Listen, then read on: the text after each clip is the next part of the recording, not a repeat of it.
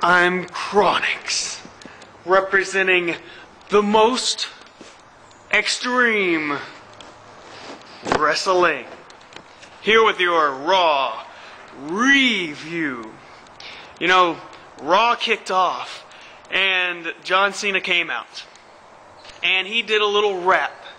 He had his little chain and his little lock, or at least theoretically anyways, and let loose his rap, which he hadn't done in forever. And I hear all the critics, and I hear everybody on YouTube say, man, he's trying to get back to when he had attitude. Back when people liked him. Back when he was good.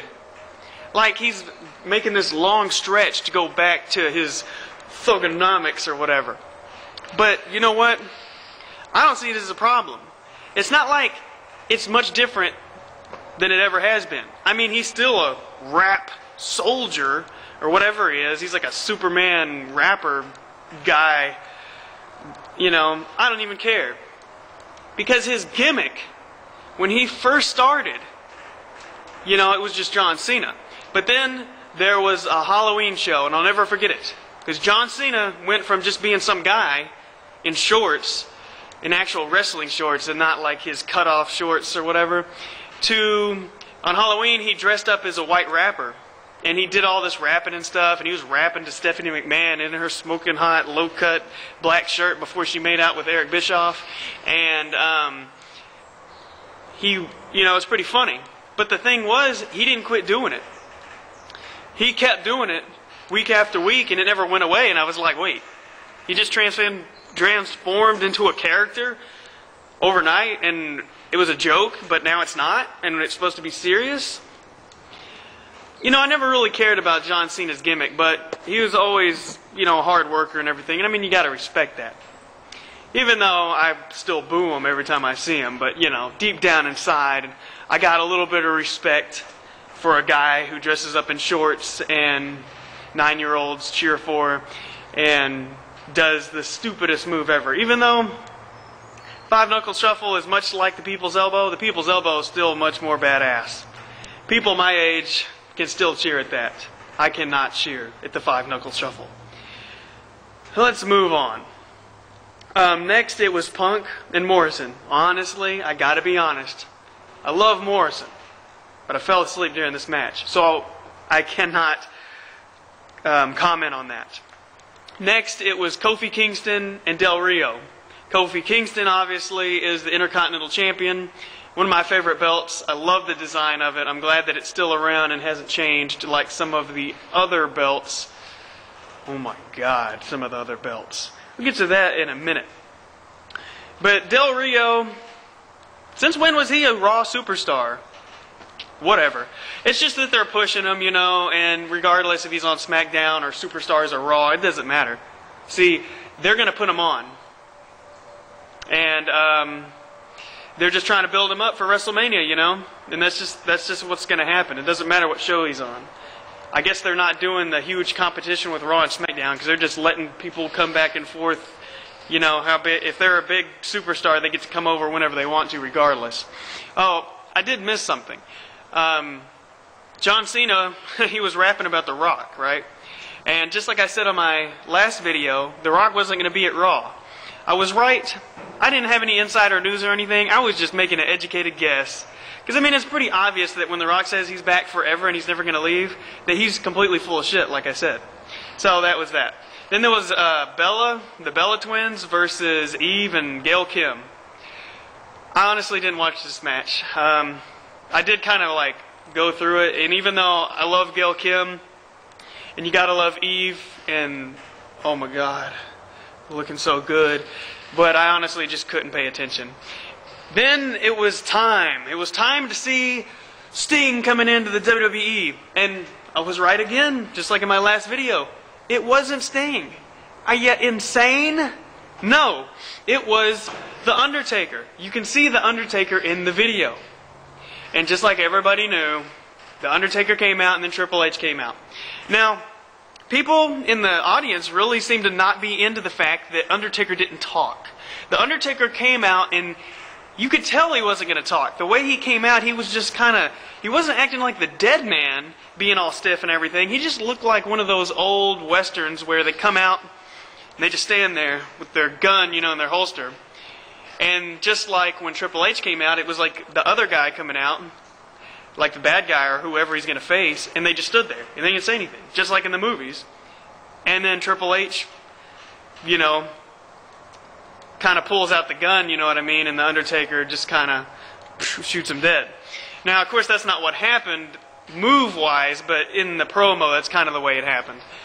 And honestly, the crowd, the fans at the event didn't look like they were into it. And it looked like they kind of moved away from what they were doing, and the Undertaker turned around, and I think he actually was going to leave, and the people were just booing. And I mean, that could have been the way they structured it, and the Undertaker turned around, and, you know, they did the whole WrestleMania thing or whatever. But, I don't know.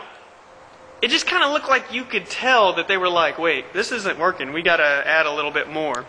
I knew there weren't going to be fist flying or anything, but, you know, I don't think the fans actually bought it. But big ups to the Undertaker. Undertaker coming back, he looked a lot better. He looked skinnier. You look at his face, he looked a lot better. And I was on the chat room watching Raw and seeing everybody texting everything. Because, see, I had to watch on the chat room because I don't have cable. I just can't afford it, you know, because I'm just cheap and I got to spend my money on better things, you know what I'm saying? But I saw in the chat room, even when The Undertaker came out, people were saying, it's Sting! Oh my God, it's Sting! And when Triple H came out, people were still saying, it's Sting. No, the Undertaker in there, he's wearing a mask, and it's Sting, and then Triple H and Sting and the Undertaker. I'm like, are you people fucking stupid? It's the Undertaker. Come on. Let's think about this. The Undertaker has like, what, one more year until he's like 20-0 at WrestleMania? That's WrestleMania 28 or whatever. I can't even keep track. WrestleMania 2012. All right, get this. We know it's probably going to be the Undertaker's last match. Obviously, he's going to go 20-0 and retire. That's just what it's going to happen, right? So if Sting can come back, why not it be at Undertaker's last match? Obviously, an Undertaker's last match, it has to be a huge match, and that would be the huge match. You can't really do it on the 19th Undertaker match, because what are you going to do at 20? Have Undertaker versus Undertaker? Undertaker versus Kane version 6.7? Hell no. Nobody wants to see that bullshit.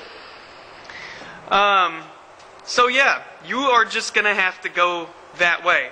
And obviously they're going to build it up where it's going to be the Undertaker 2012, the end of the world 2012, and it's going to be this big crap, and Undertaker will probably cry at the end, which will kind of ruin the moment, but, you know, we'll just see. And I'll get to that in other videos, because I got a lot of thoughts on the Undertaker and the Undertaker's new persona, and it is different. The Undertaker is a different Undertaker than he was before. He's skinnier, and the way he acts in the ring is completely different than it was before. Next we got Mark Henry and Sheamus. This was the funniest match I think I saw the entire night. Because I couldn't stop laughing. Because Sheamus is out there, and Mark Henry's Sexual Chocolate's out there, and it's like the blackest dude versus the whitest man on the planet. And I just couldn't stop laughing. I mean, maybe that's racist or something, but it was just funny because they didn't mesh well together. I mean, it just looked ridiculous, and I couldn't stop laughing. And you know they did that as kind of an inside joke, because, come on, huge-ass, blackest of black dude, and, you know, twig, tall, skinny, whitest of white. It was like when worlds collide. And I just couldn't stop laughing. So that part of it was entertaining.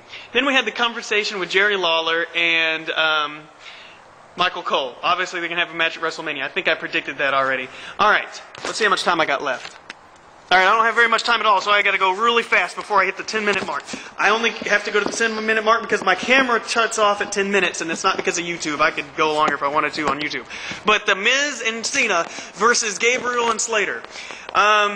It was for what I like to call, and you are going to have to start calling now, it's not the tag team belts, it's the 2 giant penny belts. So we call it the 2 cent champions. The 2 cent champions, I predicted this when I was watching it. I'm not trying to toot my own horn and everything, but I just figured it would happen that way. The Miz and Cena going home with the belts, and I only have seconds. So then Heath and Slater won the belts back, and then Raw was over. Hey, my video didn't cut off. Well, that would have been a good send-off, except I forgot to say my catchphrase.